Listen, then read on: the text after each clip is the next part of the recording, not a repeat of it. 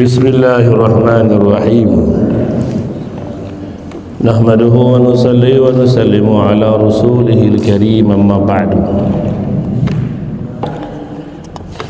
Allah subhanahu wa ta'ala berfirman, Al-akhillau yawma idzin ba'duhum li ba'din aduwwun illa al-muttaqin. Artinya, teman-teman akrab pada hari itu.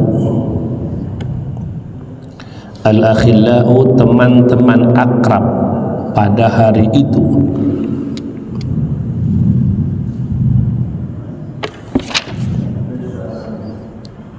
Ba'duhum li ba'din aduwwun, akan menjadi musuh,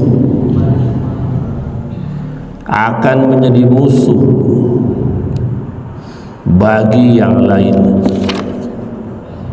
akan menjadi musuh bagi yang lain, illal muttaqin, kecuali orang-orang yang bertakwa, kecuali orang-orang yang bertakwa. Al-Quran surat Az-Zukhruf ayat 67. Ya, dengarkan ya, bahwasanya mencari teman yang baik itu susah, tapi meninggalkannya itu mudah. Itu kaidah di luar. Maka tugas kita adalah mencari teman-teman yang baik, teman-teman yang takwa, dan mempertahankannya sampai kita mati. Di antara kita mondok pesantren ya begitu. Hikmah dari sekian banyak hikmahnya adalah berusaha menjadikan diri kita ini orang-orang yang takwa, menjadikan diri kita itu orang-orang yang baik, yang takwa, terus menjadi teman yang baik. Oh, kalau teman kita duluan baik, duluan takwa, ya cepat-cepat berteman dengan dia. Kita belum, dia sudah duluan tahajudnya, kita masih males. Dia sudah duluan zikirnya, kita masih mikir. Dia sudah sampai, kita masih berjalan dalam hal ilmu. Teman-teman yang duluan takwanya, duluan ilmunya, duluan ibadahnya itu jadikan, cepat-cepat jadikan teman. Ngerti itu? Musuh kita tuh cukup setan dan nafsu, tidak usah tambah-tambah. Itu pun dua perkara sulit mengalahkannya. Selainnya itu nggak ada musuh. Kalau ingin jadi yang kita benci, yang ingin kita lawan, dua saja. Siapa? Setan sama nafsu. Adapun teman, adapun manusia, sejahat apapun hakikatnya dia baik. Yang bikin dia buruk nah setan sama nafsu. Kalau kita sudah punya dua musuh yang besar, nafsu selalu bersama kita sampai mati, setan tidak bakal mati sampai hari kiamat walaupun dia kalah. Berarti kan musuh besar, musuh abadi. Lu kok tambah lagi? Tambahlah, tidak usah rugi. Orang kalau musuhnya banyak, kalahlah dia. Maksudnya bersama teman. Jadi di antara akhlak para sahabat yang Nabi ajarkan tuh Mbak, itu tiap hari mereka kepada yang lebih muda tambah sayang, kepada yang lebih tua tambah hormat. Begitu juga kehidupan keluarga para sahabat Nabi. Ingat ya, walaupun dahulu Mbak mungkin tidak semakmur sekarang, makanan, minuman, dulu makanan terbatas, jenisnya terbatas, nyarinya susah. Kalau sekarang makanan macam-macam, dapatkannya mudah. Kayaknya dulu secara ekonomi mungkin susah, tapi secara kasih sayang dan hormat sampai ke puncaknya. Itu zaman keemasan. Mereka lapar tapi tidak saling menzolimi. Mereka lapar tapi tidak saling menjahati.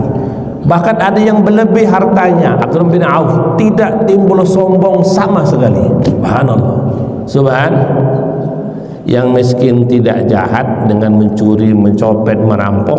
Yang kaya pun rendah dirinya sampai tinggi gitu, Pak. Harus kayanya kan, kalau makin kaya tuh makin tinggi hatinya. Ini enggak, makin kaya makin rendah hatinya. Wah, itu luar biasa, pantas kalau surga itu merindukan mereka. Pantas surga itu manggil mereka sebelum mereka berangkat ke sana. Dalam riwayat seakan-akan surga itu memesan mereka. Ya Rasul, sampaikan kepada mereka, sahabat-sahabatmu, kami yaitu surga menunggu-nunggu mereka. Abu Bakar Siddiq 8 pintu surga menunggunya, terserah dia masuk yang mana. Padahal kata ulama, sikok pintu cukup masuk ke surga. Kenapa 8-8-nya dibuka? Takriman lahum, sangat memuliakan mereka. Kayak kalian ada tamu datang, dia bingung lewat pintu mana, terserah bapak, pintu depan boleh, kanan boleh, kiri boleh. Kata-kata itu kata-kata memuliakan, paham? Tapi kalau kita masuk dari sini di sebelah kanan, maaf pak, bapak lewat depan sana aja pak. Pak lewat depan, kata yang depan, pak lewat sebelah kiri saja. Itu kurang memuliakan. Masuknya milih, tunggu diatur. Kalau sahabat saudara Abu Bakar diantaranya itu masuk surga terserah dia, semua surga terbuka otomatis. Takriman lahu, sangat memuliakan mereka. Ngerti itu Pak? Dan pintu neraka tidak mau memanggil mereka. Jangan dekat-dekat dengan kami, jangan dekat-dekat dengan kami. Karena dalam cerita ulama, kalau sahabat tuh dekat ke neraka, nerakanya kena marah oleh Allah Ta'ala. Jangan susahkan hamba-hambaku yang sudah susah dulu beribadah kepadaku. Jangan buat mereka sedih, jangan buat mereka panas. Kalau mereka mendekat ke surga, ke neraka, nerakanya kena marah. Kenapa? Karena begitu sayangnya Allah kepada sahabat-sahabat Nabi yang dia sudah pol-polan, sudah full dalam iman, sudah full dalam amal, sudah full dalam dakwah, full dalam akhlak. Wah, subhanallah, menghormatinya. Kepada musuh saja sayangnya minta ampun, apalagi kepada keluarga, apalagi kepada teman. Nah, itu kita mondok itu belajar itu, mengetahui hal itu, lalu mengapain? Mendapatkannya. Tolong diolah hatinya. Ada orang soleh mengatakan, kalau ada orang jahat melempari rumah kalian, orang jahat sikop, malam-malam dia ambil sesuatu lalu rumah kalian terbakar, ada percikan api, maka di situ ada dua yang kalian musuh, ada api, ada orang yang melempar, betul? Terus kita ngapain? Tugas kita ngapain? Memadamkan api atau ngejar yang melempar? Madamkan api lah. Ya paham betul? Kalau kita ngejar yang melempar, walaupun dia dapat, rumah kita angus, rumah kita angus. Jangan yang melempar, biarkan dulu, biarkan, tapi fokus padamkan api. Paham? Ada yang mengejek, ada yang menghina, ada yang meremehkan, pandang sebelah mata misalnya, itu seperti lemparan api. Tugas kita apa? Olah hati kita. Olah hati kita, bagaimana ejekan itu ataupun marahan itu, cuekan itu diolah oleh hati kita, jangan menjadi bola api. Nanti kalau terbakar sendiri, susah sendiri. Padamkan ejekan itu. Paham? Paham kira-kira itu Mbak? Gimana caranya? Loh, kita kan ada Allah, kita kan ada sholat, kita kan ada wudhu, kita kan ada zikir, kita kan ada doa. Ambil wudhu, seperti ketika istri Nabi ada yang meninggal, Ibnu Abbas dalam perjalanan, maka beliau mendengar salah satu istri Nabi meninggal dunia. Apa yang mereka, itu kan sakit, sedih, ya kan? Orang yang terbaik meninggal dunia, gimana sedihnya kan? Karena semua istri Nabi itu adalah jatuhnya seperti ibu-ibu kandung kita. Paham? Maka setelah Nabi meninggal, istri Nabi tidak boleh dinikah karena statusnya menjadi ibu-ibu semua orang beriman sampai hari kiamat, sampai hari orang yang ibunya meninggal, berarti kan hatinya sedih. Gimana menyikapinya? Ngapain coba? Tuh beliau mengajarkan bahwasanya turun dari kudanya, ambil air wudhu, lalu sholat hajat 2 rakaat, selesai mengatakan inna lillahi wa inna ilaihi aku sudah mengerjakan apa yang Allah perintahkan. Kalau ada musibah, maka wasta'inu bisabri wassalah, minta tolonglah kepada Allah dengan sabar dan sholat. Paham tuh? Prakteknya itu apa? Turun daripada kuda itu, ambil air wudhu, sholat hajat, lalu baca innalillahi wa inna ilaihi raji'un. Nah, dengarkan, kalau kita tuh sudah mengerjakan perintah Allah, Allah akan mengerjakan apa maunya kita. Hati yang sedih akan diobati oleh Allah, hati yang kecewa akan diobati oleh Allah, hati yang merana bingung akan diobati oleh Allah. Kalau Allah sudah mengobati, tidak ada lagi penyakit yang akan datang. Ngerti?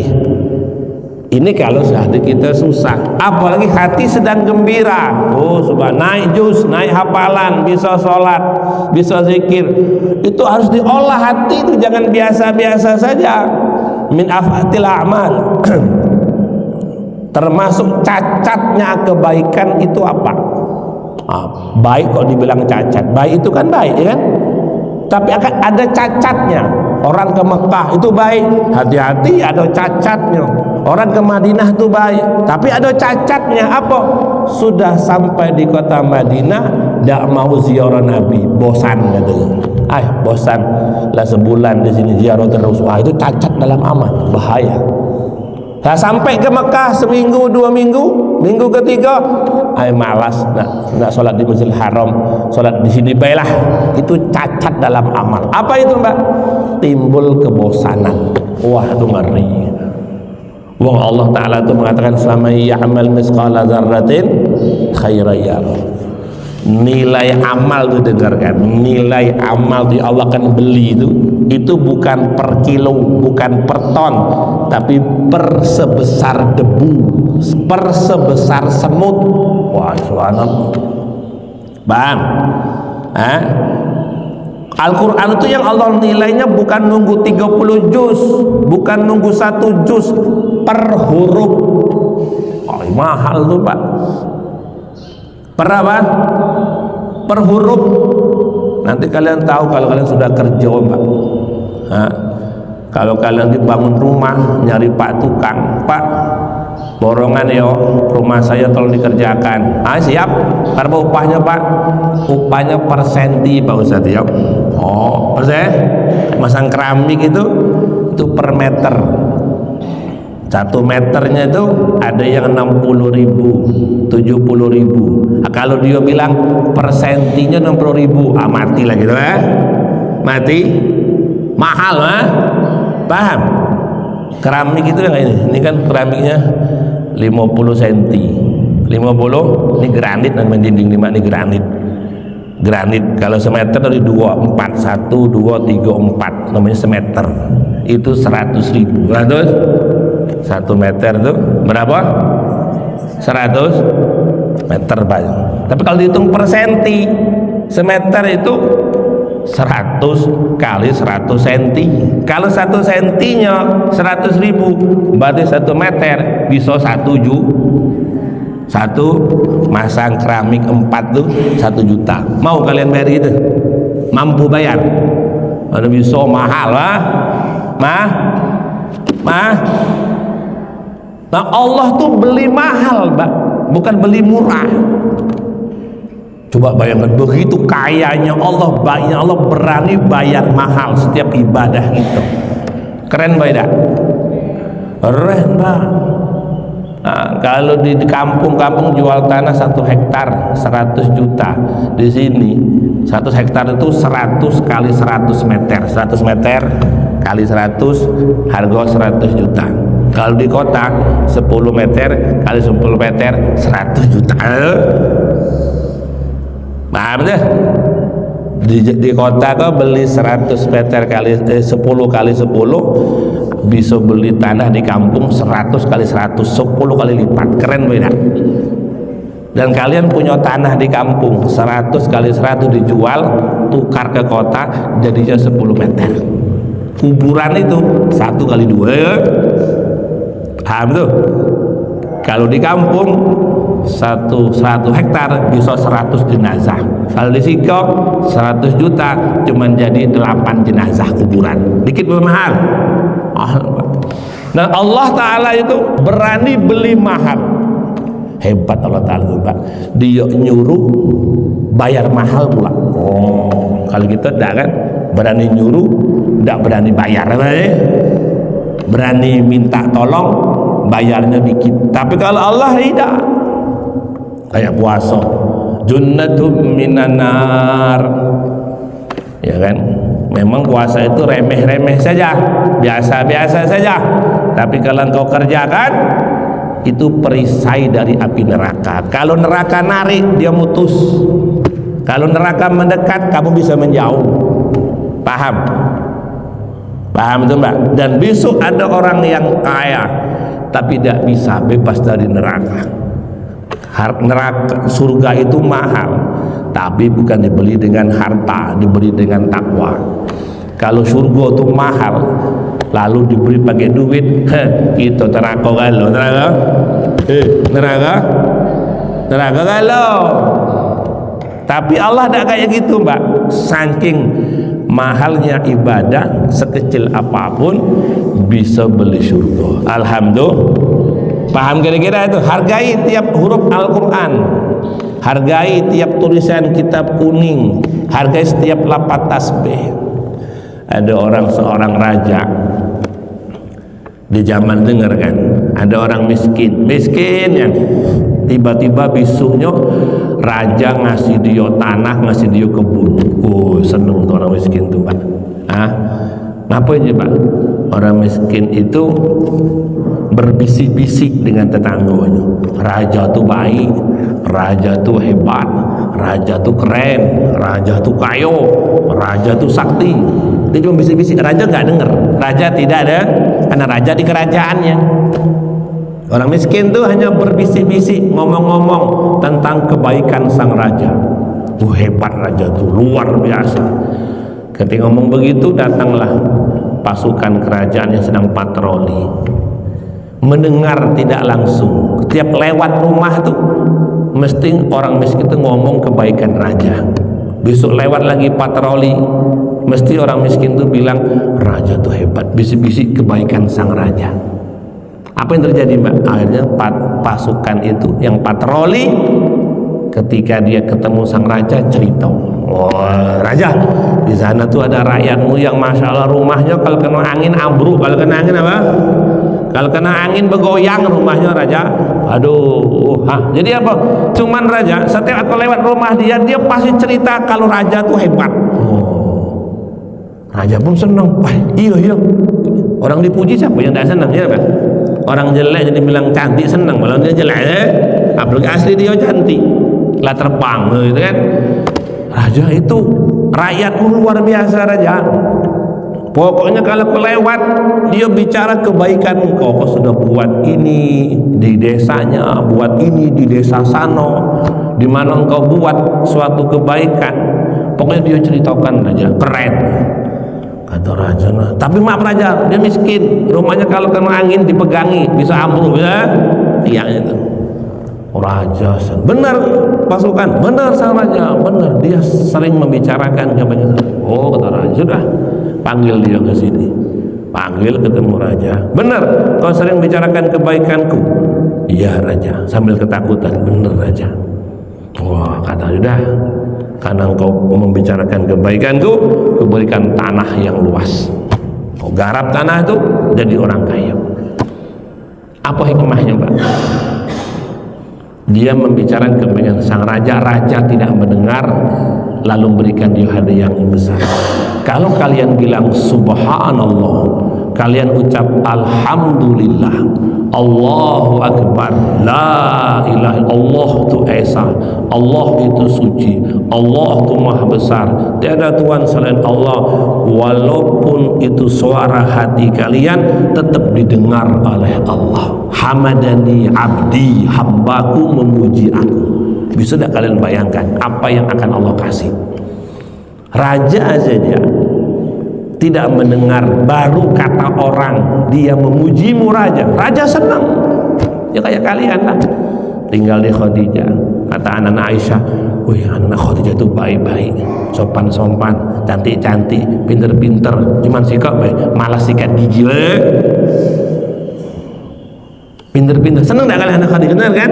Walaupun kalian tidak mendengar berita itu, cuman dengar orang ngomong, sama. Anak Khadijah, anak Aisyah itu rajin-rajin, masya Allah, dikit-dikit hatam, dikit-dikit simaan. Senang tidak anak Aisyah? Walaupun kalian tidak mendengar dari dia langsung, dengar basa-basi. Allah tuh maha mendengar. Sami Allahu liman hamidah. Allah mendengar siapa yang memujinya, Allah mendengar siapa yang mengagungkannya, Allah mendengar siapa yang memuliakannya. Allah SWT dengar walaupun itu suara hatinya. Kalau raja saja yang kayanya terbatas akan memberikan harta yang luar biasa kepada yang memujinya, apalagi Allah. Ngerti? Sudah yakin. Yang bikin rusak itu kita tuh tidak yakin apa ya apa tidak, itu bikin rusak. Allah juga dengar. Kan pantangannya doa, ketika berdoa kita bilang Allah dengar apa tidak? Ya sudah, kalau sudah aku tidak dengar, tidak mau dengar. Ngerti itu? Secara kasat mata kita nggak melihat Allah, secara batin wajib yakin Allah lebih dekat dari yang paling dekat. Tangan ini dekat dengan kita, dekat kan? Dekat kan? Ini dekat. Allah itu lebih dekat daripada tangan kita. Kulit kita dengan kita dekat tak? Oh dekat lah Ustaz, lengket. Allah tuh lebih dekat daripada itu. Urat leher, ini kalau putus kita mati, pisah sama nyawa, pisah sama kalau nyembelih itu di leher tak? Apa nyembelih di buntut? Tidak mungkin tak? Nyembelih di buntut apa di leher? Leher lah kalau nyembelih di buntut, lucu lah. Kenapa di leher? Dekat dengan nyawa. Badan nyawa dekat dengan badan di leher. Kalau dipotong leher nih, nyawanya pergi, saking dekatnya begitu dia. Kalau putus dia pergi. Allah tuh lebih dekat daripada ulat leher tuh Pak. Min hablil warid, min hablil warid. Jadi dengarkan, kalau kalian susah lalu kawan tidak mau nolong, telepon orang tua, HP tidak aktif, itu artinya apa? Allah ingin tolong kalian langsung. Tugas kita adalah mendekat ke Allah. Ambil air wudu sembahyang. Itu begitu. Ngerti? Ngerti itu? Seperti para nabi dulu. Musa ketemu Firaun, ditantang nih. Kayak mana nih? Pasukan tak ada, senjata tak ada, tapi suruh maju. Artinya apa? Allah ingin tolong, Allah ingin bersama. Nah kita butuh itu Mbak. Paham tuh. Jangan terlalu bingung hidup. Belajar kok bingung, belajar baik kok ngigau, belajar sedang di jalan Allah kok galau. Apa gawe?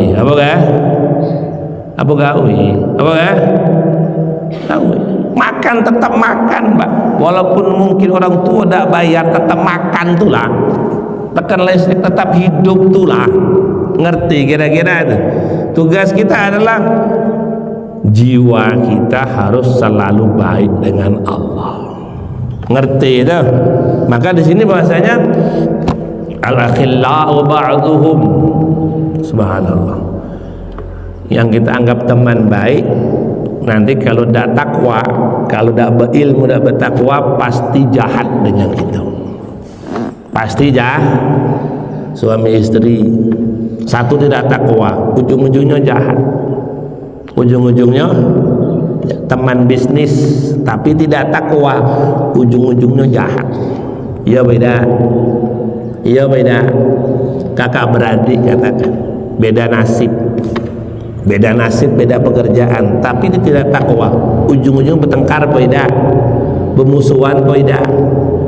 Ada orang bukan adik, bukan kakak, tapi dia takwa, dengan kita sayang beda, hormat beda. Tuh, jadi apa namanya, Allah mengatakan teman akrab besok jadi musuh kecuali yang takwa. Paham tuh? Kecuali yang takwa itu kan yang takut dengan Allah, prakteknya rajin ibadah, tidak maksiat.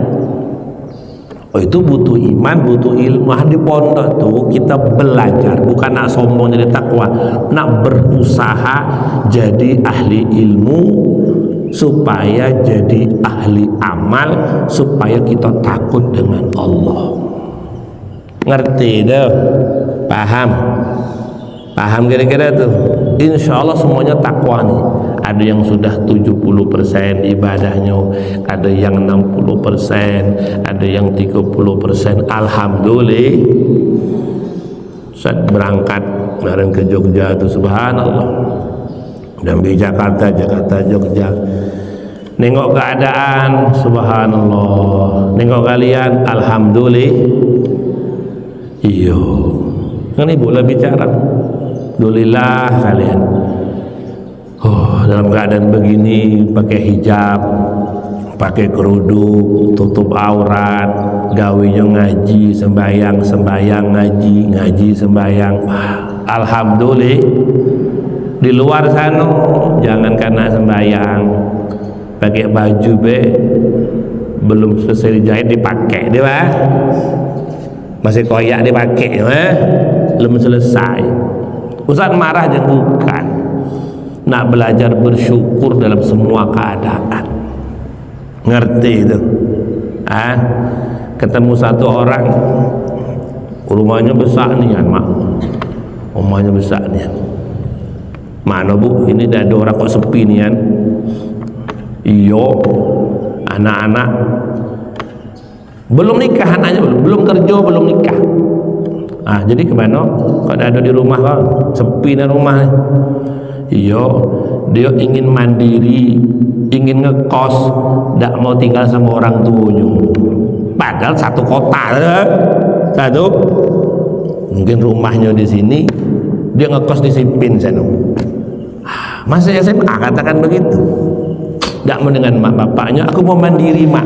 Kata maknya, iyalah. Nah, kalau kayak gitu nanti gimana sembahyangnya? Sembahyang kok tidak sembahyang? Sembahyang. Terus yang didik akhlak dia siapa? Yang didik dia sembahyang siapa? Yang nak ngajari dia ngaji siapa? Kata orang tuh anak yatim tuh nakal. Maaf yo, yang tinggal dari kecil emaknya yo, karena tidak ada mak bapak maka dia nakal, ya dah? Iya dah mbak? Maka Nabi suruh kita sayang, karena itu kurang kasih sayang. Jangan kalian tersinggungnya anak yatim piatu, bukan. Nakal itu karena mak bapaknya tidak ada yang didik, ya benar. Sehingga kadang nakalnya berlebih karena mak bapak tidak berarti marah dengan dia, ya kan? Masa anak tetangga marah, kurang gawe, kan? Nah sekarang tuh ada anak-anak yang masih orang tua masih ada tapi terasa yatim piatu, disuruh ngekos dia ingin ngekos di luar, biarlah. Terus balik cuman makan berangkat lagi, tidur main di rumah dia dewe. Keren gak kira-kira tuh? Keren beda? Mau kayak gitu? Ada dulu orang yang susah, keluarganya susah, anaknya kerja dewe. Karena kalau dengan orang tua takut nyusahin. Kalau berlebih duit, misah juga, misah. Yang dikhawatirkan tuh akhlaknya kayak mana, nasib akhlaknya gimana, nasib pertemanan dia tanpa orang tua yang ngawas tuh kayak mana nasibnya. Ngerti itu? Ada orang tua yang hidupnya susah, anaknya dia sudah kecil lah bisa, ngapa nak kerja dan menyusahkan mak bapak. Ada kan? Ini bukan susah, berlebih, duitnya berlebih. Misah juga misah. yang saya khawatir bahaya kan, kayak mana nasib sholat Allah. Mending kalau masuk pesantren, itu pula pikiran saya.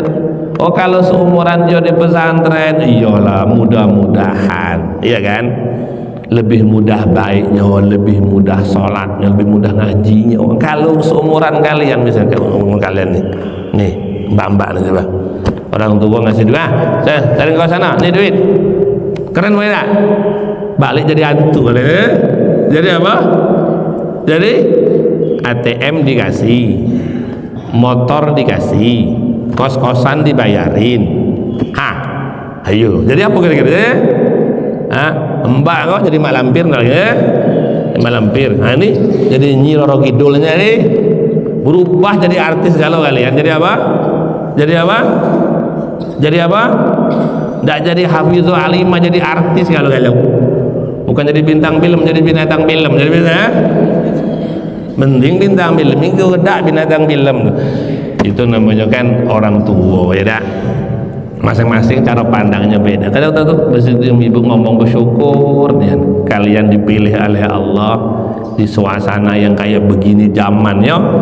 Allahu Akbar, masih diperdengarkan nama Allah, nama Rasulullah, Quran. Allah ya Rabbi, Allah ya.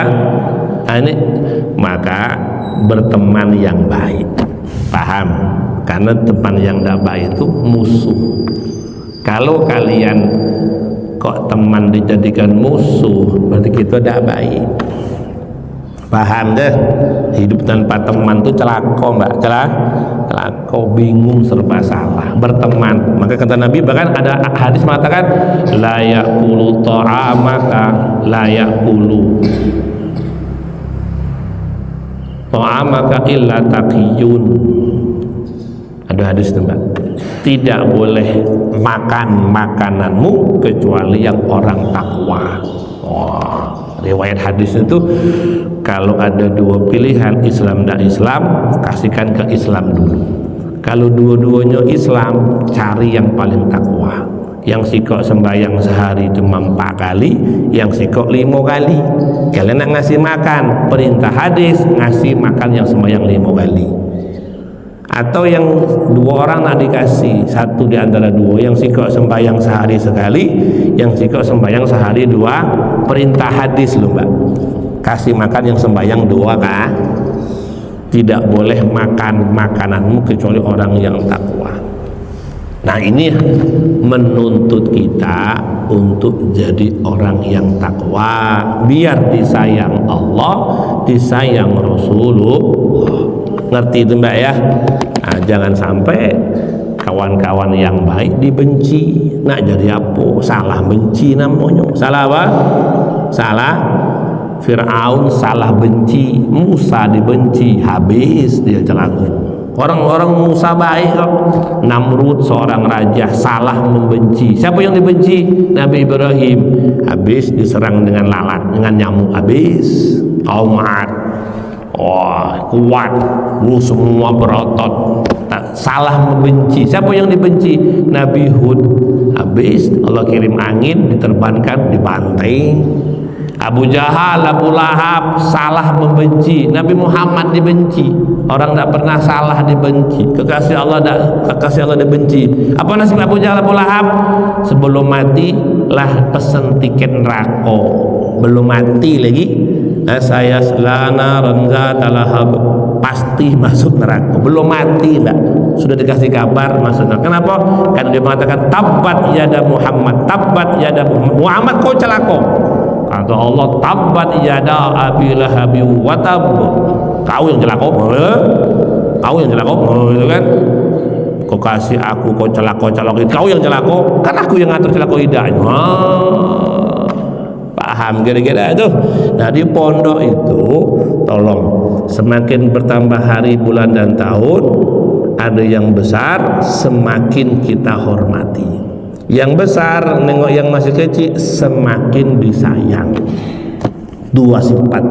Puncaknya kita mati besok, full rasa hormat dan sayang, tidak ada benci sama sekali. itu cocok. Jangan semakin tua makin benci. Aduh, itu namanya menjadikan hidup neraka sebelum neraka. Paham deh? Sudah miskin sebelum miskin beneran, sudah sial sebelum kena nasib buruk. Kenapa tadi? Hidup semakin hari semakin timbul bencinya. Olah baik. Kalau ada orang ngelempar api, ngelempar batu, ngelempar apa, apinya disingkirkan, orangnya tuh nanti. Paham? Ada yang ngejek, ada yang benci, ada gitu. Diolah itu kata-kata, diolah-olah, bawa sembahyang, bawa wudu, lapor sama Allah.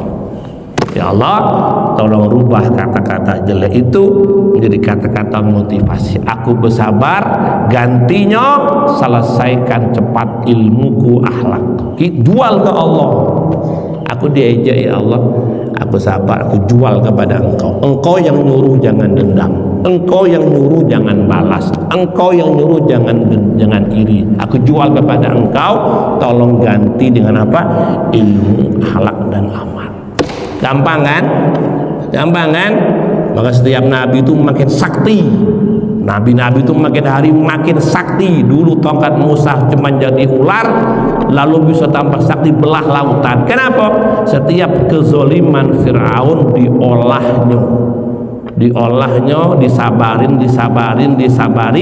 dijual ke Allah.